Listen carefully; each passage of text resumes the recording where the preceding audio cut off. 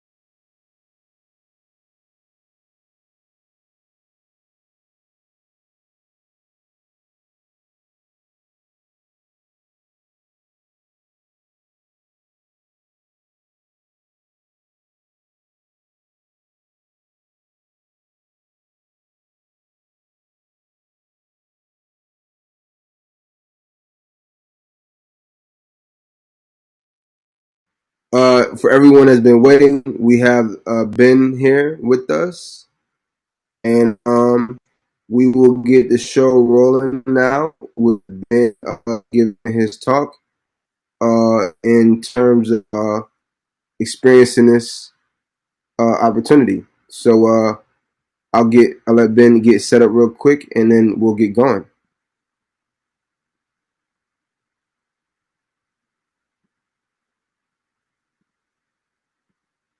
So Ben, are you ready?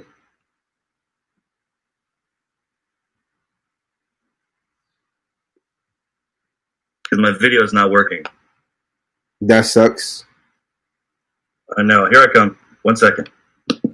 I have some technical difficulties with Ben, so I'll just give us 1 second.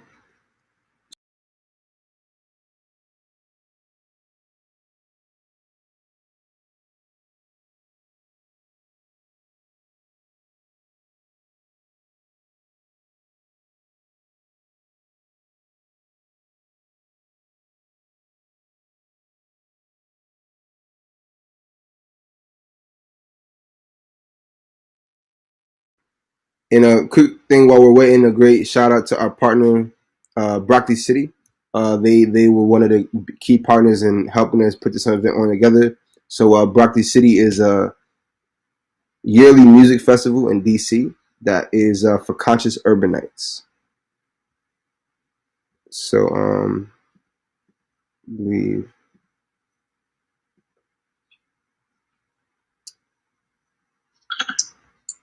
so Ben, are you here? Yes, I am. Awesome, finally. Some technical difficulties. So what we'll be doing is wrong one. So I'll be sharing my screen. I've been on Zoom, and he'll be going through more with you all now. So okay, wonderful. There you go. Do you think, Ben? All right, hello, and thanks for coming out. Apologies for the technical issues here. Not sure what's going on. Could be because new administration. Trump's pushing back. So yeah, really wonderful for if you have this thing here. I want to thank Josh for inviting me to come talk.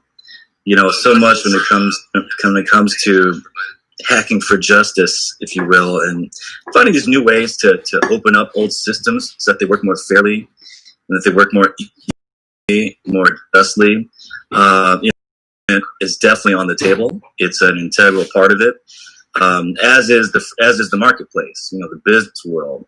And I think a lot of times people forget that the two are linked together, and the two you're better served when you address both, and you're cognizant of both how they do work together. For instance, we know that government enabled economic stratification and racial allocations of wealth for the last few centuries. Government enabled it, and business executed it. And so when you reform government, business can come along too. And also sometimes you can reform business and reform government. It's they're tangential twins, if you will. One of the things we looked at in Berkeley here in City Council is how can we address the wealth gap, the poverty gap, and then also how can we reform the civil rights gap, if you want to call it that, and that's the police issues.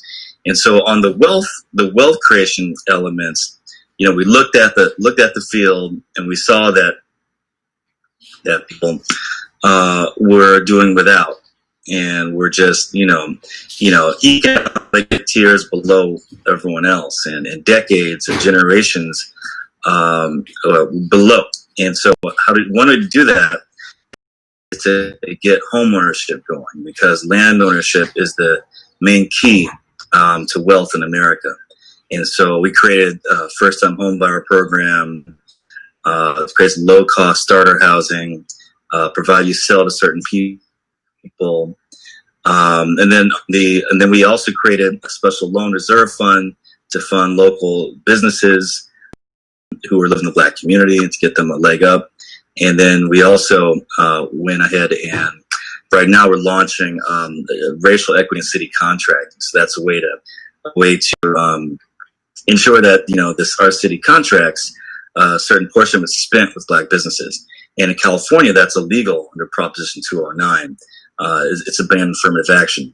But what you can do is if you study the history of contracting, you determine that people have been discriminated against, and that you say white males have been favored for contracts. You can take steps to address that favoritism. And that's a legal mechanism we discovered to get around the bar on affirmative action, start open the pie for everyone else to get in and share in this public resource that is money, right? And then you can use all this. Also, technology is useful. We went ahead and created a program to create that families could buy into and own securities using blockchain technology to make a bond cost $2 or $5 or $25 as opposed to $5,000, so that an ordinary person, ordinary family can own a piece of an asset like a building or a dam or a road or a highway and get paid for a generation. And this is what, ordinary, normal white people are doing and have been doing for a long time, but not us. And so we can lower the barrier to entry and make it accessible via technology. Then we can achieve some economic redress through the generations. Cory Booker had something similar. He was talking about a baby bond. That's where every child born, every poor kid gets a bond, and that bond is theirs, and they cash their 25 little trust. That's the one. And then on the civil rights, the constitutional rights, addressing that gap, because poverty, policing, racism, policing is always in the.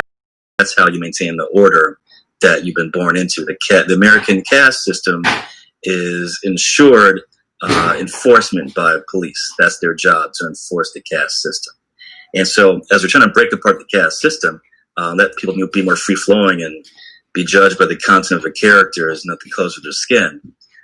We have to address policing, because police terror and police enforcement for non-criminal activity is ruinous to our aspirations. It breaks your heart, breaks your spirit, makes you kind of lay down, right? So here in Berkeley, we decided to jump with the zeitgeist that was born out of the shelter-in-place crimes we witnessed with Ahmaud Arbery and George Floyd and Breonna Taylor, to name those three. And we're reimagining public safety. So we are creating a specialized care unit. This stuff I wrote too. I'm really excited about it. We're creating a specialized care unit to have mental health workers respond to homeless calls and respond to people in crisis, mental health calls. So you don't have these street soldiers responding to these essentially harmless acts that often turn fatal and are excused to interact with people in a terrifying way. We're also creating a civilian transportation department to do routine traffic enforcement, because you don't need the street soldiers to be writing tickets and to be pulling people over because their tags are out of date or their tail light is out. All that does is engender terror when you're driving the car, if you happen to look like you or me. And so that's a big one. That's going to use some technology and some automation, I'm sure, to make it fair and even and just make it equitable. And so we're doing all this stuff, and there's a lot more on the way. But the idea that you hack this, you can use techniques to move to mobile systems like government and business.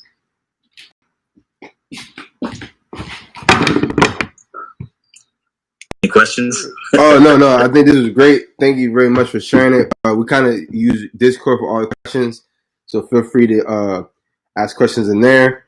Really excited to have you. And I want to thank you for your time, Ben. Thank you for joining us today. Thank you. It's very exciting, and very proud of what you guys are doing.